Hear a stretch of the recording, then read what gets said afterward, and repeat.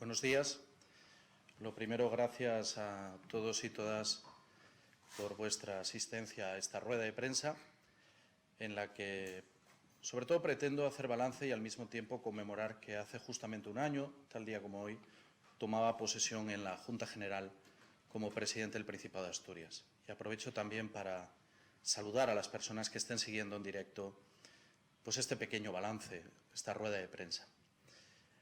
Bien, tengo que ser muy sincero. Recuerdo con profunda emoción aquel día, aquel caluroso día de 20 de julio del 2019, en el que tomaba posesión como presidente del Principado, siendo el noveno de los que ha habido en nuestra historia autonómica, y al mismo tiempo siendo consciente de que representaba una nueva generación completamente diferente. Entre otras razones porque soy el primer presidente que ha nacido ya después de la aprobación de la Constitución española. El primer presidente, por tanto, nacido en democracia. Era un día lleno de emociones, de recuerdos personales, de afectos familiares. También era un día en el que reivindicaba algunas de las cuestiones que creo que más he incidido durante todo este año, como son la audacia, la valentía para afrontar los retos, el deseo de recuperar aquella audacia, aquel sentimiento de orgullo, de pertenencia que tanto reivindicaban los gobiernos de Pedro de Silva, esa emoción por el sentimiento de sentirse asturianos, que yo creo que es una de las mayores cuestiones o de los mayores objetivos que nos habíamos marcado, es decir, el orgullo de pertenencia, siendo conscientes de que nos tocaban afrontar grandes retos. La transición ecológica, la situación industrial, la generación de la innovación, la apuesta por la digitalización. Multitud de retos que en aquel momento eran conocidos y reconocidos por todos. Y además afrontarlos tras un resultado electoral que quiero agradecer, como no, que supuso que el Partido Socialista obtuviera 20 diputados, duplicando por primera vez en la historia autonómica al segundo partido de la oposición. Pero claro, lo que no me imaginaba era lo que vendría después. Y ese es el primer reconocimiento que quiero hacer. Es decir, todo lo que dije entonces, evidentemente, sigue en vigor. Pero también hay que ser conscientes de que la situación que nos ha tocado vivir, la crisis del coronavirus y esa respuesta asturiana a la crisis del coronavirus, yo creo que ha simbolizado, ha significado un cambio radical. Nos ha cambiado a todos, nos ha cambiado cada una de las personas que vivimos en Asturias, pero también ha cambiado el Gobierno. Y ha obligado a cambiar al propio Gobierno para dar respuesta a esa situación. Permítanme, por tanto, que si antes hacía referencia a lo de la recuperación de la autoestima, yo creo que precisamente el afrontar la situación más difícil para Asturias, desde la Guerra Civil Española, como es esta crisis del coronavirus, sin embargo, hemos demostrado a los asturianos y asturianas que la respuesta asturiana está a la altura. Algo de lo que nos tenemos que enorgullecer. Algo reconocido no solo aquí, en nuestras fronteras naturales, sino fuera, no solo en España, sino a nivel internacional incluso. La respuesta asturiana nos tiene que servir en este sentido como un elemento más para reforzar ese sentimiento de identidad, de orgullo, de asturianía, de reivindicación de nosotros mismos, de nuestra historia milenaria, pero también de nuestra capacidad de estar a la altura cuando los retos así lo exigen. La legislatura, hay que ser sinceros, tiene un hito fundamental, y es el inicio de esta crisis. Es verdad que previamente había avances en políticas determinadas, que ahora trataré de resumir, fundamentalmente en una idea fuerza, que fue la aprobación de los presupuestos autonómicos con mucho diálogo para el año 2020, rompiendo así casi una maldición, ¿no?, histórica en nuestra tierra, que hacía décadas que no se sucedía una aprobación de presupuestos para año par. Pero es verdad que el coronavirus marca un antes y un después. Casi diríamos que hay una legislatura previa y otra después. Incluso en una crisis de este estilo, y lo digo abiertamente, es cuando quienes tenemos el honor y la responsabilidad de dirigir un gobierno, tenemos que también probar nuestra capacidad de liderazgo, de aunar voluntades, de representar los intereses de Asturias. Ese antes y ese después yo creo que es evidente que lo tenemos que reflejar como un mensaje claro. Pero permítanme que recuerde algunas de las cuestiones que entonces planteábamos y los avances que han tenido lugar. Por ejemplo, hablábamos entonces como objetivos fundamentales 5 líneas estratégicas: el impulso de la actividad económica, el modelo industrial competitivo como la ciencia como gran aliada, de ahí la creación de la Consejería de Ciencia, Innovación y Universidad, la consolidación y mejora de unos servicios públicos de calidad, y hablábamos, qué curioso, entonces especialmente de la sanidad, la igualdad y diversidad como valores fundamentales y el quinto eje, las oportunidades del medio rural, el reto demográfico, esa sangría demográfica. En materia de orden económico-industrial, permitan que reivindique algunas cuestiones. La aprobación del presupuesto del 2020, como he dicho, fruto del diálogo y de un diálogo más transversal que nunca. El acuerdo unánime con aquellos partidos que creemos en el Estado autonómico para defender una posición común ante el Gobierno de España y ante el resto de comunidades autónomas en materia de financiación autonómica.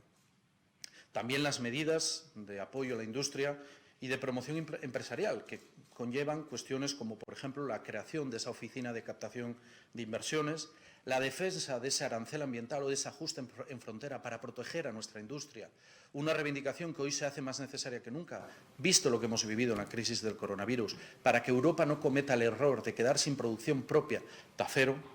La defensa, como digo, además, de esas alegaciones al Estatuto de la Industria Electrointensiva, marcando una posición clara del Gobierno de Asturias de la mano de los gobiernos autonómicos de Cantabria y de Galicia. Y, por supuesto, esa preparación para la transición ecológica, esa transición energética, que es una realidad sí o sí.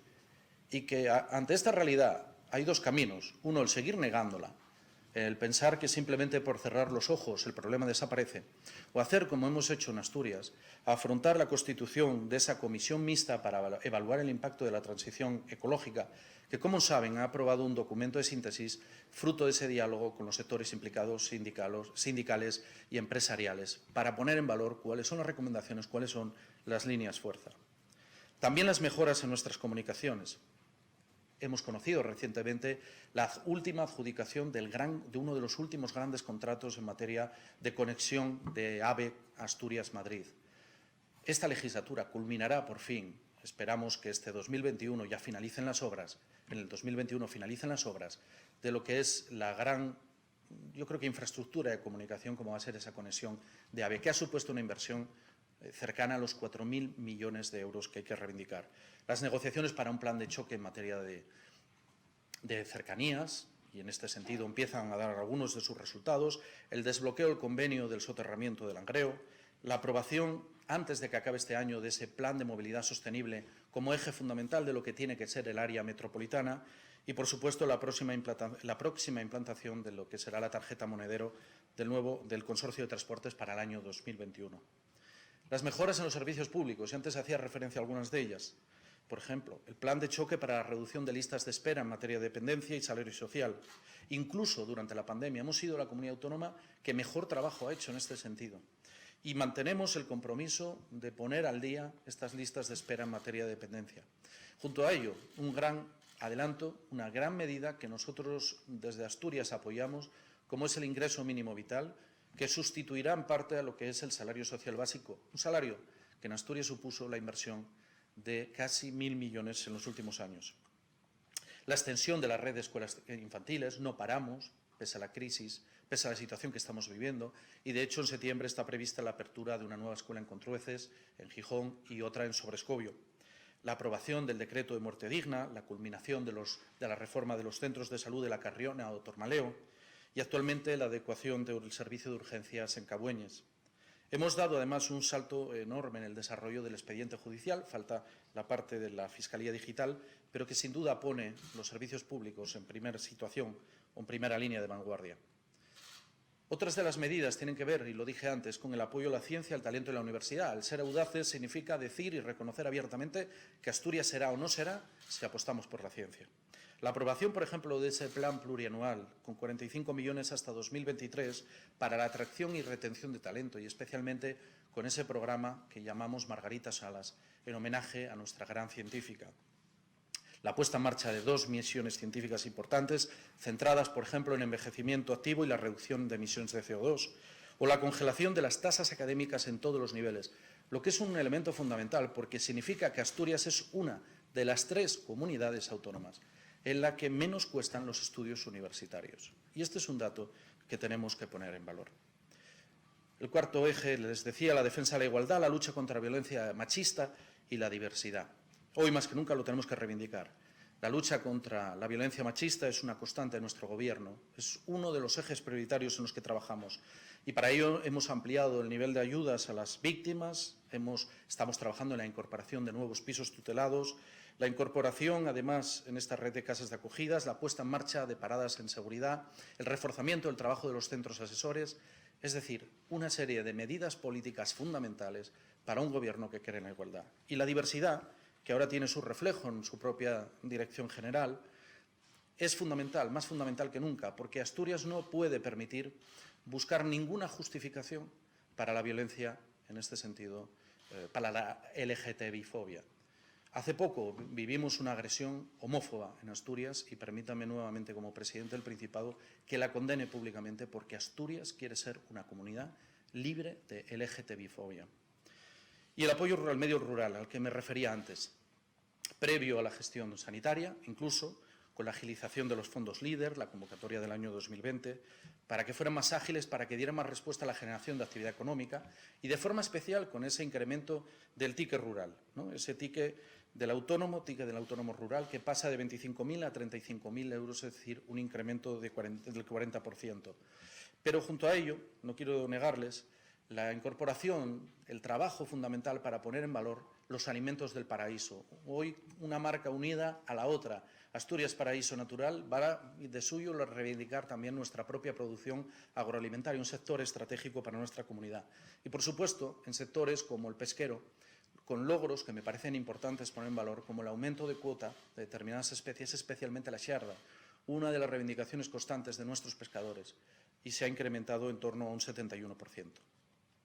Una parada obligada es, sin duda, porque todo lo cambia, todo lo para, todo lo activa de otra manera, es sin duda, como digo, la crisis sanitaria. Miren, la crisis sanitaria, la crisis del coronavirus, ha tenido distintas trascendencias. La primera, porque yo creo que nos ha permitido poner o que afloraran prioridades que estaban ocultas.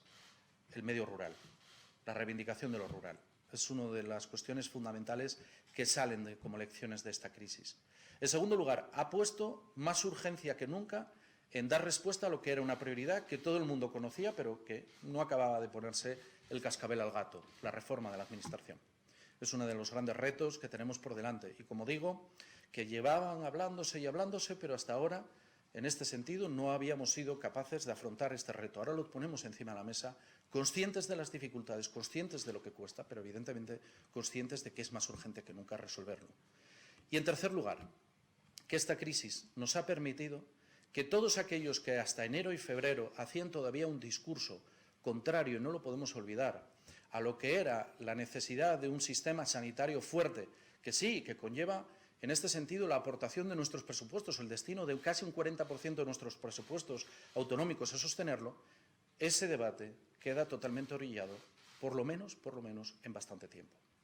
Son certezas, pero junto a ello yo quiero reivindicar lo que ha sido la respuesta asturiana a la crisis del coronavirus. La quiero reivindicar porque se reivindica fuera, pero porque la reivindicamos también los asturianos y asturianas. Y quiero agradecer a todas las personas que lo han hecho posible. Lo primero, porque desde el primer momento el Gobierno del Principado de Asturias abordó este tema no como una cuestión exclusiva de la Consejería de Salud, sino como una cuestión conjunta del Gobierno del Principado. Y por eso, evidentemente, hubo medidas sanitarias de contención fundamentales, reforzamiento de nuestro sistema, reorganización del sistema de detección, reorganización del propio sistema de primaria para concentrar, con la premisa de anticiparnos siempre la respuesta y no negarnos a ponernos a la hora de articular esa respuesta en el peor de los escenarios. Eso nos ha permitido que Asturias, por suerte, con una incidencia menor, sin embargo, teníamos los recursos para hacer frente en cualquier situación. Y aquí permitan que hable de la habilitación del Credine, de la habilitación de la Residencia Estudiantes de Mieres o el Hospital de Campaña en el UCA o también en el Hospital 144 en el recinto Luis Adaro.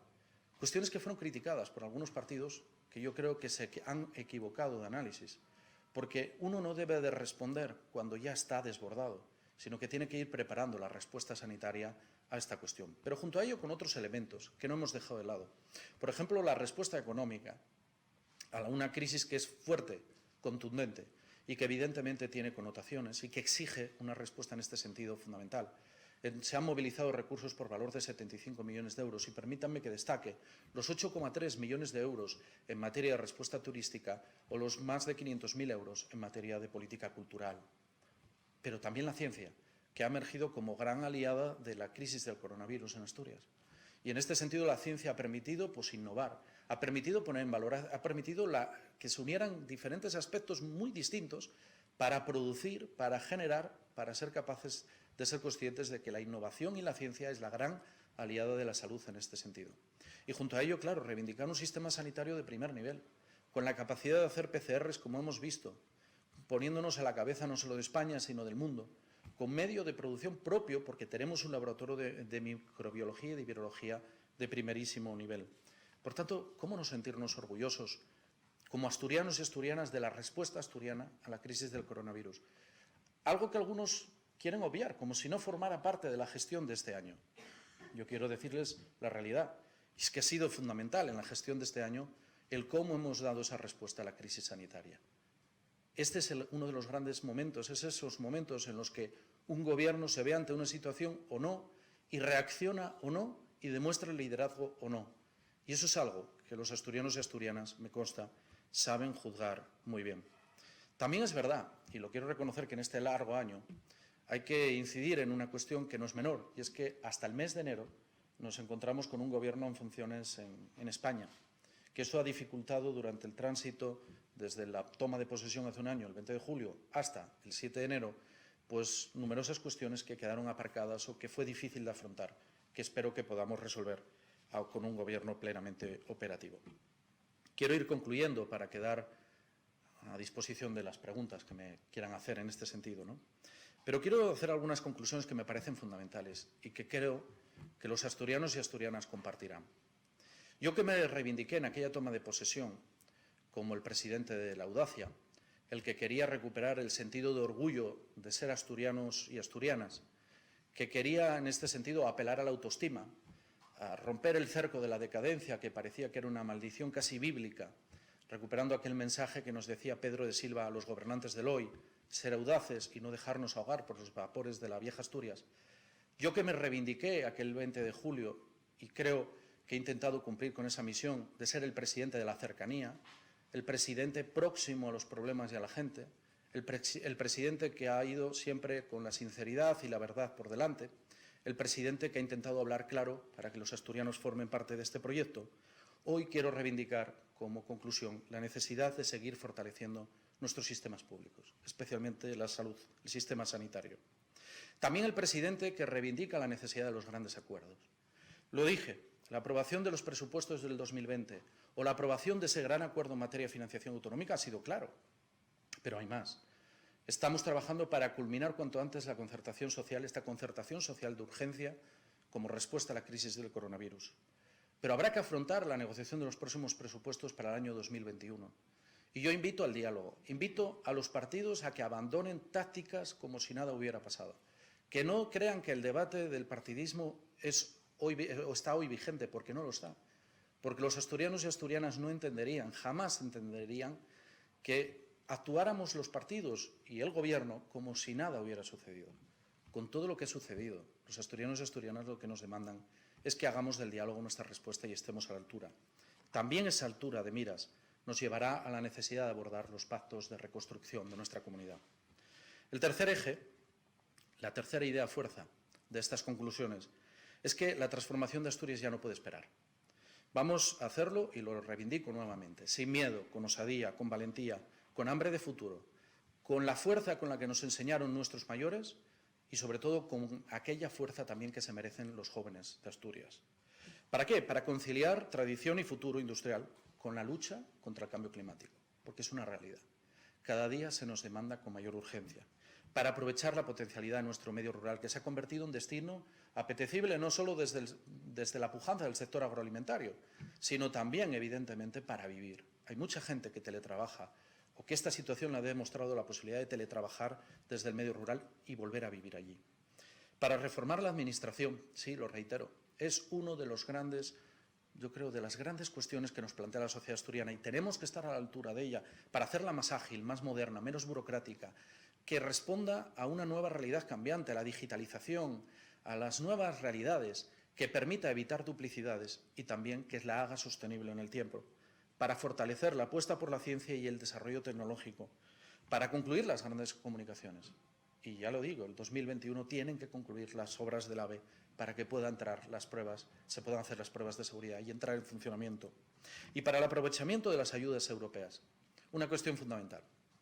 Para eso creamos, entre otras razones, como saben, la Comisión Delegada para la Reconstrucción y Asuntos Económicos, para poner todo en valor, junto con la Dirección General de Asuntos Europeos, poner todos los recursos necesarios en esta cuestión. Y termino. Una cuarta conclusión, que me parece no menor, y es que Asturias ha vuelto a estar a la altura. Este es un elemento fundamental de esta crisis que digo que nos ha cambiado a todos. Asturias ha demostrado estar a la altura y lo ha demostrado con la fuerza de un pueblo que no se rinde, que se siente orgulloso de su historia, que ha hecho frente a una situación que partíamos en desventaja.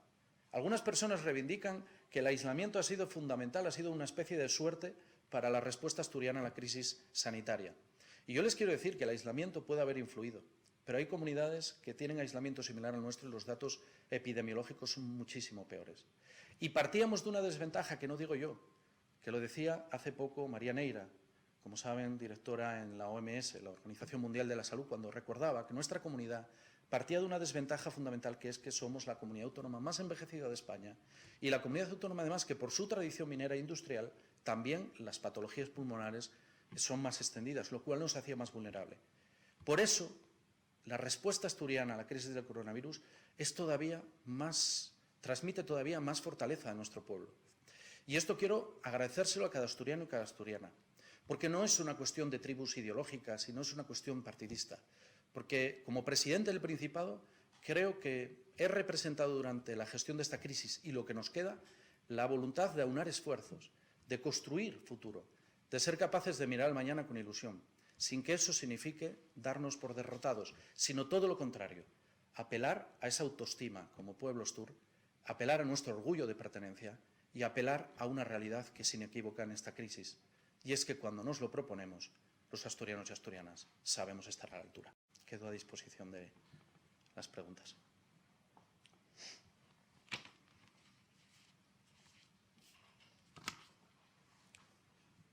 Presidente, le imagino hoy muy pendiente de Bruselas, porque nos jugamos una pasta allí. ¿Qué trascendencia tendría para Asturias una eventual reducción, que por otra parte parece casi inevitable, de esos iniciales 400.000 millones a bastante menos? Se está hablando en torno a 300.000, incluso menos. Bueno, yo saben que hablo claro y lo vuelvo a decir. No son países frugales, ¿no?, como se autodenominan. No, lo que son países que no tienen espíritu europeísta. Y hay que decirlo claramente. Y lo que están demostrando es que hay dos modelos de visión de la Unión Europea.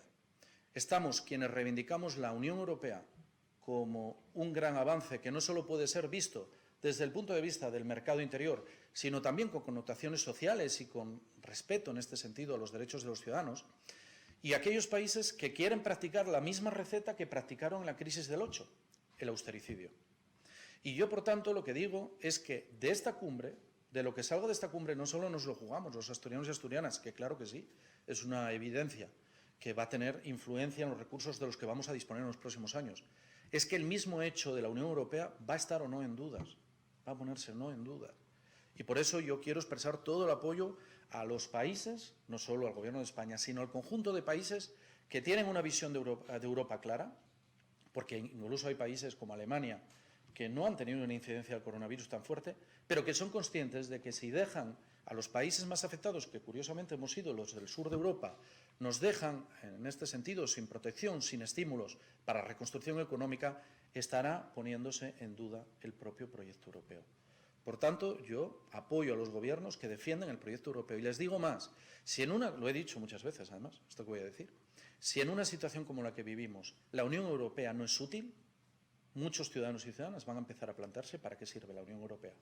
Por tanto, espero que de esta cumbre salga una respuesta positiva.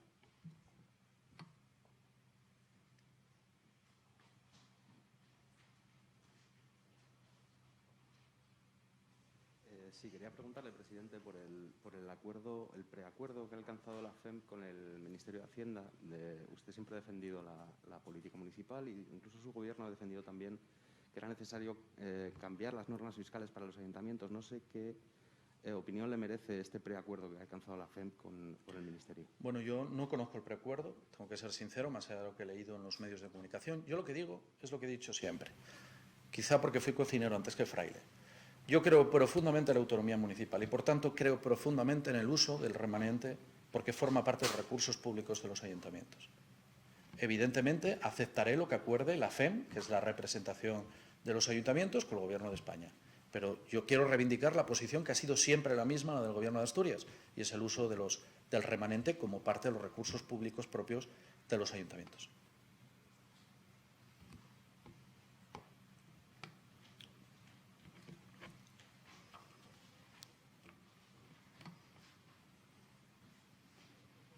Yo quería preguntarle sobre los presupuestos que comentaba, los del próximo año, si ya tienen planificado cuándo van a comenzar esas reuniones para la negociación presupuestaria. Y le formulo una segunda pregunta para no pedir micro, sobre los datos a día de hoy del coronavirus en Asturias, si siguen siendo casos importados o se aprecia algo de transmisión comunitaria. Sobre la primera pregunta, los presupuestos sabe que se empiezan a trabajar siempre una vez se recupera la actividad en septiembre-octubre, es a partir de ese momento cuando se empieza. Desde luego la Consejería está elaborando los diferentes escenarios. Este año van a ser más complejos todavía, porque no sabemos el escenario de ingresos que vamos a tener para el año que viene y será uno de los datos que necesitamos a la hora de elaborar ese borrador de presupuestos. Pero desde luego, por parte nuestra, del Gobierno de Asturias, lo que quiero incidir es en el diálogo. Sobre los casos de coronavirus y la situación, todas las personas saben que nosotros seguimos puntualmente comunicando los casos. Hasta este momento, a falta de que me actualicen la información de hoy, todos los casos parecen importados, es decir, no ha habido transmisión, vamos a decir, comunitaria. Lo que sí quiero cerciorar y decir es dos cosas. Si hubiera transmisión comunitaria, en determinados puntos tomaríamos las decisiones que haya que adoptar. Quiero, además, aprovecho esta pregunta para clarificar algunas cuestiones que me parecen de interés, ¿no?, para los ciudadanos. La primera, muchas veces se me reivindica cierra fronteras, ¿no? Yo quiero aclarar que el Gobierno del Principado de Asturias no tiene competencias para cerrar las fronteras, que como ha demostrado una jueza catalana, cuando nosotros decíamos que solo el estado de alarma permite limitar la movilidad entre comunidades autónomas, era la verdad.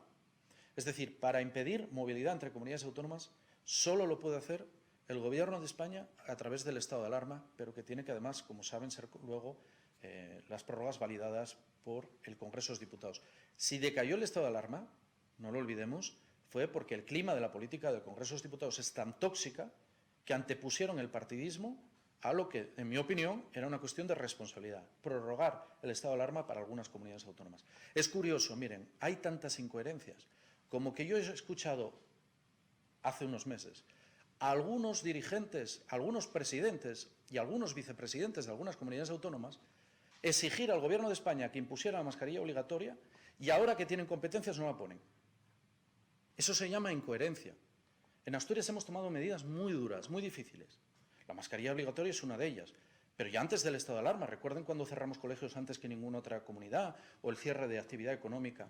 Es decir, nosotros, y ahora mismo con la decisión, por ejemplo, de la feria de muestra, hemos tomado decisiones muy difíciles y las adoptaremos todas las que sean necesarias porque nosotros priorizamos la salud pública por encima de cualquier otra cosa.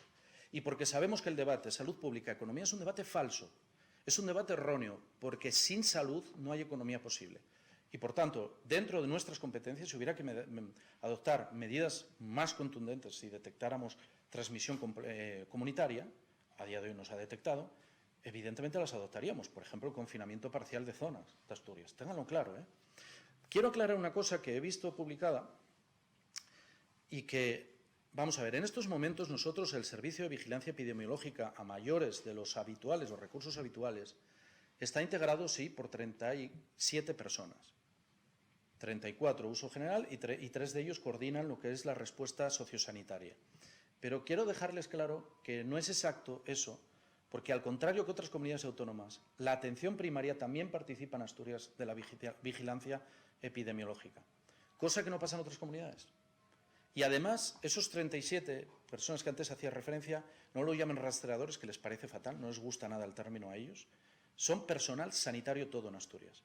En otras muchas comunidades autónomas se computan a personal administrativo como si fueran personal que forma parte de esta vigilancia o de esta trazabilidad de los contactos. Y luego he leído una media que dice que nosotros determinamos un caso por cada caso de contagio. No es así. La media en Asturias por cada caso, son los datos de la Consejería de Salud que me acaba de dar antes de la rueda de prensa, son 8,6. Es decir, por cada caso que detectamos positivo, hacemos vigilancia a casi 9 personas, a esos contactos estrechos. Les animo en este sentido a que no tengan ninguna duda, pongo a disposición y ponemos a disposición la Consejería de Salud para cualquier duda que tengan. Por favor, pregunten, porque a veces los informes nacionales están desactualizados. La información se remite a distinto tiempo y, como saben, ha pasado. Incluso a nivel nacional hay confusión todavía de cifras, pero les doy estos datos. Nosotros, efectivamente, tenemos 37 personas en ese servicio de vigilancia epidemiológica a mayores de los que existen en la Consejería, que esto es importante, a mayores de los que existen en la Consejería, pero además implicando la atención primaria. Lo que les quiero garantizar también es que no tengan ninguna duda que si fuera necesario más personal habría. Pero Asturias ahora mismo es una comunidad que en 24 horas, es una de las pocas comunidades que en 24 horas detectando un caso, diagnosticando un caso, hace toda la trazabilidad de contactos estrechos. Somos una de las muy pocas comunidades autónomas. En esto también la respuesta asturiana es digna de reconocimiento y de mención. Por tanto, no existe transmisión comunitaria, al menos que hayamos detectado a día de hoy. Saben que, por desgracia, esto cambia en cuestión de horas, pero si lo detectáramos, lo quiero garantizar a los asturianos y asturianas, con la misma claridad y contundencia con la que hemos hablado hasta ahora, adoptaríamos las medidas que fueran necesarias para evitar males mayores. Y males mayores sería un segundo confinamiento. Por tanto, preferimos hacer confinamientos parciales, siguiendo el modelo de otras comunidades que han tenido que afrontar, por ejemplo Galicia, a tener que vernos en una situación de desborde total que llegará a la necesidad de otras cuestiones. No obstante, quédense con esa reflexión. Aquellas comunidades que más criticaban el estado de alarma, hoy dicen que el Gobierno de España no adopta decisiones, y a mí me llama la atención porque ahora las competencias son nuestras. Y las mismas comunidades que pedían en aquellos meses de estado de alarma que el Gobierno de España impusiera la mascarilla obligatoria, ahora que pueden imponerla, resulta que no la ponen. Yo prefiero ir con la verdad por delante. Lo que pedía entonces lo aplicamos hoy.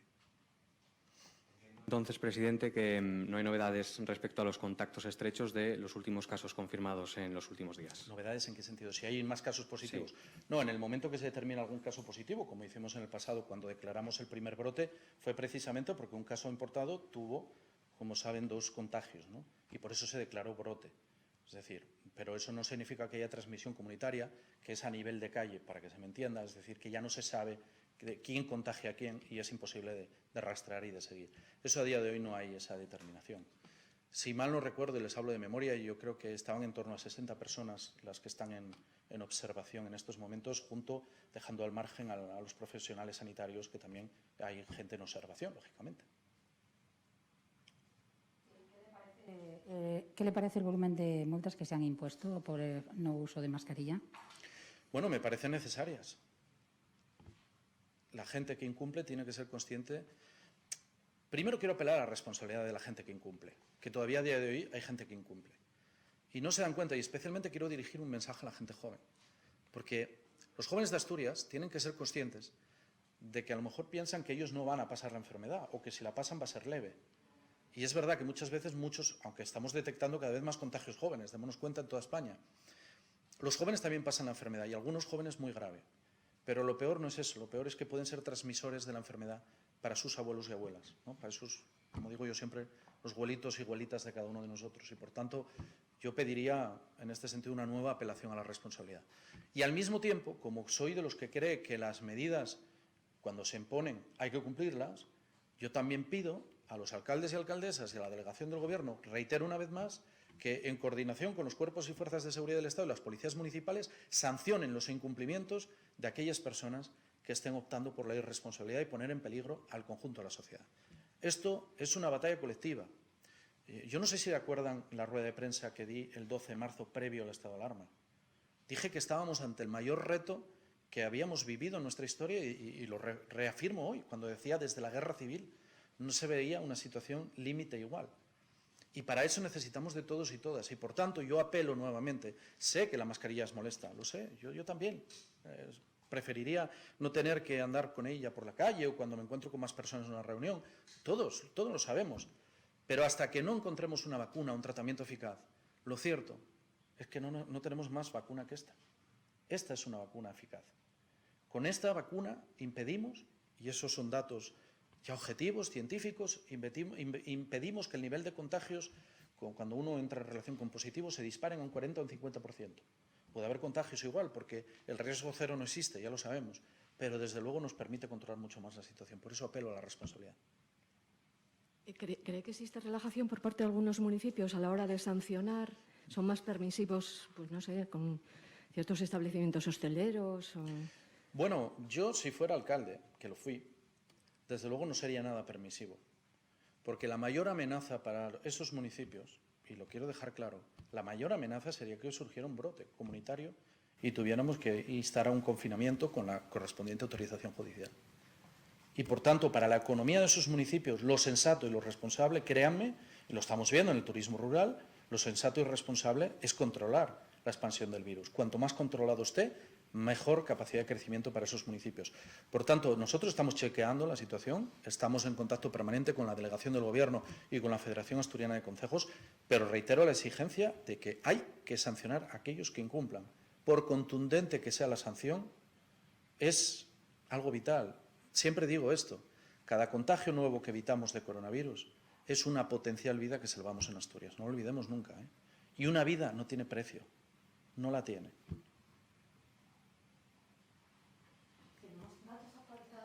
¿Cuánto ha supuesto la pandemia a las arcas del Principado a día de hoy, digo, actualizados? Bueno, sobre 300 millones entre, como saben, incremento de gastos y pérdida de ingresos. Hablaba antes de los efectos que ha tenido la interinidad excesiva del Gobierno central. ¿Asume que la falta de un clima de confianza, de estabilidad para las industrias es una de las asignaturas pendientes en este año? El Estatuto de la Industria Electrointensiva es una exigencia del Gobierno de Asturias. Y es una exigencia para que además se acepten las alegaciones que hemos presentado conjuntamente con Galicia y con Cantabria. Yo así se lo he trasladado al Gobierno de España. Y esa es la posición de Asturias, y de ella no me muevo, lo tengo clarísimo. Creo que las certidumbres, las certezas para nuestra industria es básica. Una industria que también se tiene que actualizar y tiene que ser consciente al reto de la transformación y de esa transición ecológica, que también es así.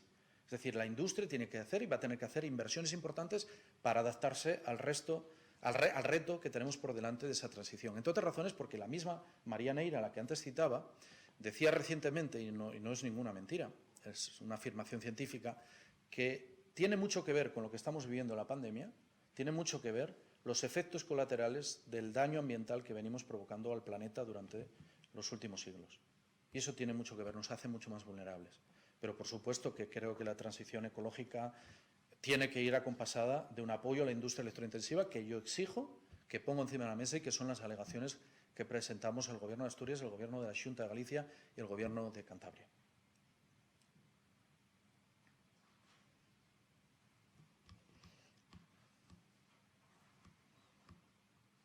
¿No hay más preguntas? Bueno, pues termino simplemente con un mensaje, lo decía, de esperanza. Miren, yo les soy también en esto muy sincero, ¿no?